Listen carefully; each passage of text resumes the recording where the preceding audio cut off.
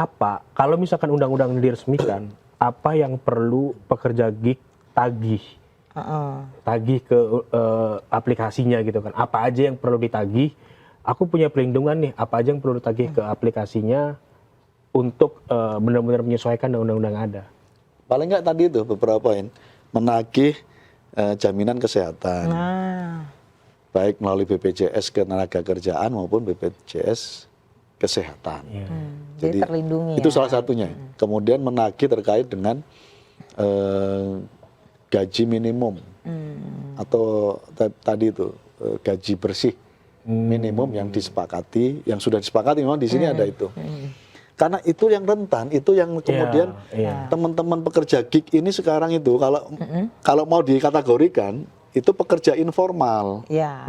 Gitu. Sekarang ya. Keahlian tapi ya sebenarnya. Padahal mereka sebenarnya nyumbang banyak. Wah gitu kan, iya. Sebenarnya mereka sangat produktif. Betul.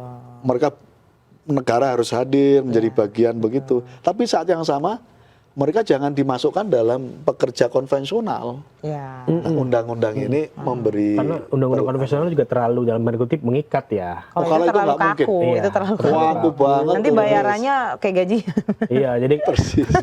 Jadi kalau konten kreator dimasukin ke pekerja formal, Mm-mm. takutnya mereka nggak bebas lagi gitu.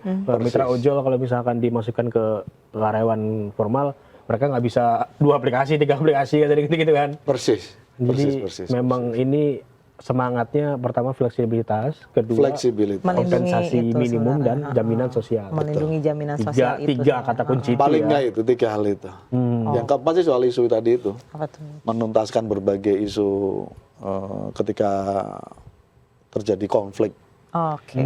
Nah, konflik, itu hubungan kadang kerja. suka ada konflik nih paling sering Iya, soalnya kalau di bidang ini justru paling sering konflik. Kalau boleh cerita nih, tetangga gue juga mitra ojol, selalu ngeluh gitu. Kadang-kadang aplikasi itu suka nerapin promo yang nggak dengerin mitra. Nah, itu dia. Ya Dan kan, akhirnya tiba-tiba ada promo ini gitu kan. Ada promo apa waktu itu ya? Promo, kita sebut aja promo goceng gitu kan, 5.000, mereka cuma dibayar 5.000, loh kita udah capek-capek ujar-ujaran cuma dibayar 5.000 gitu kan. Dan akhirnya mereka nggak mau ngambil kita iya, kan. Kita kan maunya kalau pakai aplikasi kan kita yang rugi. 5.000, ya udah gue ikut. Kita sih gitu untung ya sebagai kita konsumen, cuma kan tapi sebagai mitranya banyak yang ngeluh akhirnya. Ngambil sih ngambil, tapi sambil di jalan ngeluh ya kan. Itu diatur dalam pasal-pasal di dalam RUU Pekerja Gig ini. Saya sempat menyusun sama teman-teman bagaimana itu semua bisa diatasi gitu. Nah, di dalam pasal-pasal di RUU Pekerja Gig ini ada. Tapi nantinya pemerintah akan kesulitan juga nggak sih dalam pelaksanaannya, mengingat pekerja gigs ini kan fleksibel banget ya kan. Apakah akan mau mematuhi aturan yang diterapkan gitu? Ya tentu pasti ada tahapan. Oke. Jadi saya membayangkan ada masa transisinya. Karena itu kenapa ini harus dimulai dari sekarang, supaya masa transisi itu di kemudian hari ketika undang-undang ini sudah diputuskan bersama, masa transisinya itu sudah bisa kita mulai dari secepatnya gitu. Yes, itu dia. Nah kalau enggak, sudah keburu, menurut saya udah terlambat gitu. Di saat kita dipacu potensi pekerja gig kita akan menjadi pekerja yang terbanyak suatu saat di Indonesia. Tapi undang-undangnya belum ada, masa transisinya belum dilalui, saya kira akan makin berat. Tapi ada gambaran nggak dari DPR soal pekerja gig ini yang karena terlalu fleksibel, trennya selalu berubah. Contoh gini, konten kreator kan tadi membuat video, tapi sekarang muncul tren baru nih, clipper. Ya, jadi mereka misalkan dari TV Parlemen mereka ngambil cuma 10 menit lalu mereka upload. Itu juga mereka berubah gitu loh. Trennya selalu berubah pekerja gig ini gitu kan. Patokan bayarannya per viewernya. Jadi itu kan antisipasi dari DPR sendiri untuk mengantisipasi terlalu fleksibelnya pekerja gig. Fleksibel banget. Itu filosofinya sebenarnya. Jadi filosofi fleksibilitas mendorong fleksibilitas itu. Jadi karena memang sudah diakui di negara, fleksibel pun kamu tetap di persis. Karena itu tadi saya bilang sejak dari awal, filosofi dari RUU Pekerja Gig itu yang tidak boleh ditanggalkan, dan itu malah menjadi spirit dari lahirnya inisiatif RUU Pekerja Gig ini adalah soal fleksibilitas waktu. waktu, fleksibilitas kreasi, fleksibilitas inovasi yang sepenuhnya itu melekat apa yang kita definisikan terkait dengan pekerja gig ini, ya memang di situ intinya. Intinya adalah soal fleksibilitas itu. Nah, kita ingin pemerintah hadir di isu fleksibilitas ini. Nggak membatasi ruang. Tidak membatasi ruang, tapi pemerintah hadir gitu.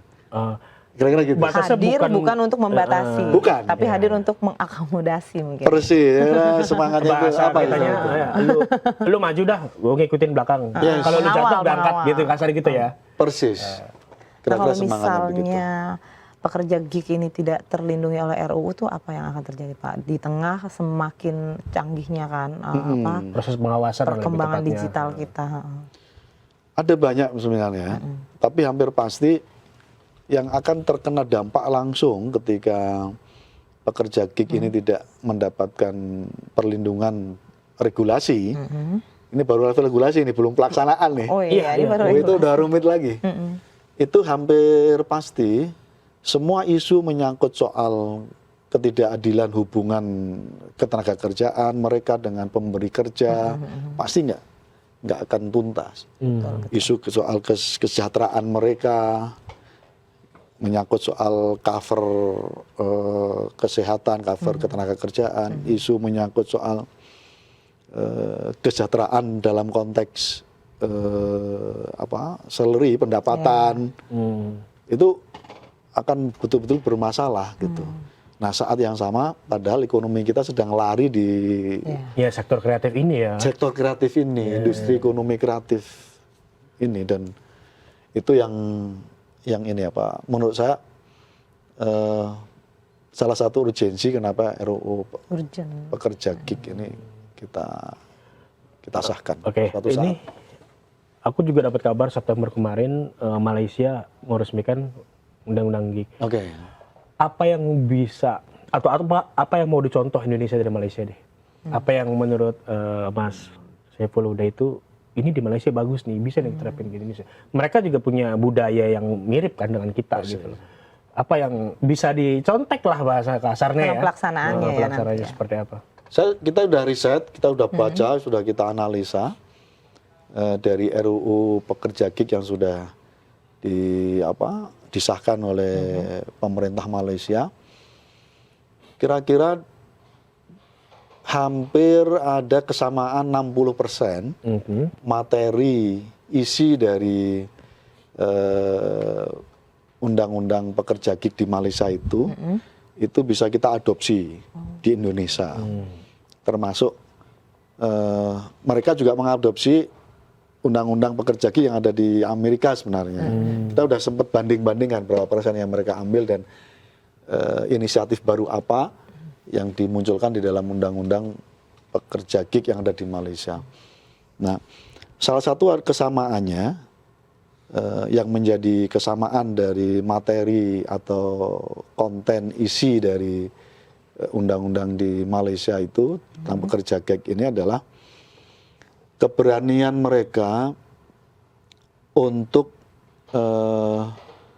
mendefinisikan baru karena lahirnya tren ekonomi baru dari ekonomi kreatif atau ekonomi gig ini. Itu menurut saya keberanian dan itu termasuk yang kami ambil. Kayaknya kita berani nih harus mengadopsi itu. Itu yang pertama. Jadi memberikan definisi baru, pemerintah berani memberikan definisi baru dengan berbagai konsekuensinya. Konsekuensi kesejahteraan, konsekuensi apa dan seterusnya itu. Itu yang pertama ya kalau kita baca dari naskah dari undang-undang di Malaysia itu. Malaysia. Yang kedua, mereka menggunakan istilah semacam gini, biaya minimum yang harus didapat oleh pekerja gig, gitu. Jadi itu termasuk yang kami adopsi. Walaupun saya menggunakan istilahnya bukan biaya minimum, tapi semacam biaya bersih, gitu. Dan itu ada turunannya memang dihitung di ini. Kami juga sedang menyiapkan simulasi hitungannya, yang kira-kira semangatnya tidak merugikan para perusahaan pemberi kerja, terutama pekerja gig ini, maupun juga tidak merugikan pekerja gignya. Nah soal ini emang ini agak rumit ini. Ini bakalan karena menjadi kan kita masih pembahasan di yang tahap lama regulasi nih. ya, belum pelaksanaan gitu kan. Itu rumit. Heeh.